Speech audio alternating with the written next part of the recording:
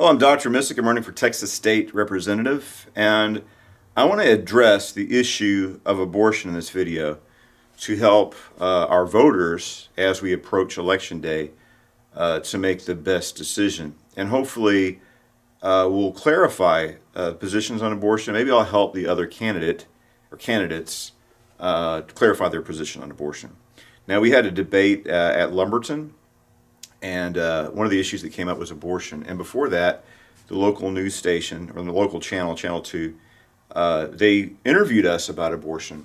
And Ernest Bale's position is he claims he's pro-life, but if there's a child that has abnormalities and doesn't have a good prognosis on how long it's going to live, he believes that in that instance the child should be aborted. Janice Holt says she's pro-life, except for to save the life of the mother. She'd make an exception for that. And my position is that you should never kill an innocent child through abortion. And I understand that that's a hard issue when the situation becomes the life of the mother. But let's think about something now. What people need to realize is that abortion isn't something that was invented 200 years ago. I mean, it's an ancient procedure that in ancient times they performed abortions. So let's look at the story of the Bible. Now think about this. Now Rachel, she was the love of Jacob's life, and she couldn't have babies until later in life she finally was able to have a child. She finally got pregnant. She had Joseph. And that was, what did she want to do? She wanted to give her husband a son to show her love for her husband. She gets pregnant again, and she didn't survive the pregnancy or the delivery. Soon after she gave birth, she passed away. Now, who was born? So what Jacob could have done is looks like we could potentially lose Rachel. Well, let's call for an abortionist and let's kill this baby to save Rachel, the love of his life. They could have done that. And like I said, they had abortions. I remember I was reading this story about how they're doing archaeological work in Ashkelon and the Gaza Strip from the Roman period. And the sewers were clogged with bones of babies. And what they were is they were aborted babies. They're just throwing the bodies of these and the remains of these babies that were aborted and infanticide just into the sewers. And the sewers are clogged with bones of aborted children and children that were left to die by exposure. Babies. So the Assyrians illegalized abortion, so it's a procedure that was known. And so what if Jacob did that? Okay, this child has caused a problem. Rachel might die. Let's call an abortionist. He didn't do that. And who was born? Who was born? Benjamin. Who's descended from Benjamin? Well, Esther and Mordecai are descended from Benjamin. And so is Paul the Apostle. So if Jacob's like, oh, this is a problem pregnancy, let's just abort this child, Paul the Apostle would never have been born. Now, I wouldn't want, a mother to die.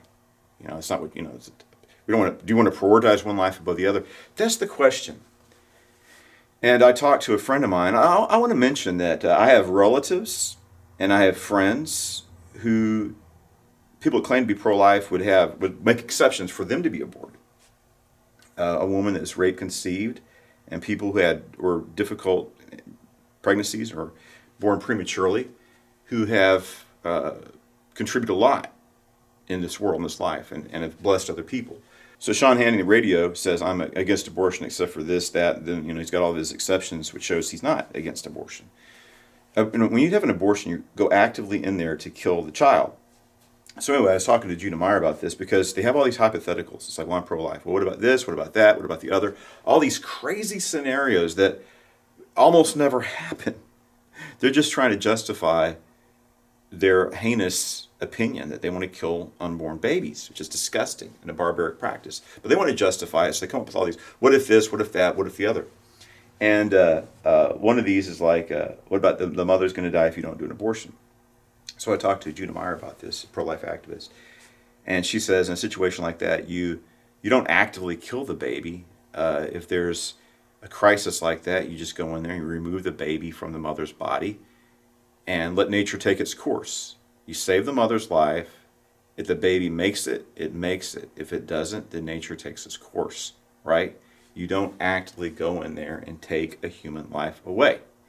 And I think that's the correct position. And I'm kind of surprised. Like I said, I had to wrestle with that situation myself. But if you're going to be endorsed by pro-life organizations, you should have clarity, and you have to think through these issues. And as came out in Lumberton debate, Bales is not really pro-life. Holt has this exception. And me, it's like, well, I'm very pro-life. I preach about pro-life issues from the pulpit, and I've been a pro-life activist. This is an important issue, and I'm not trying to attack people. Bales' position, he owns that, and so does Janice Holt. But what I want to say is, we have to have clarity. We have to think through these issues. We have to have the proper answer, the biblical answer, and the answer that's pleasing to God.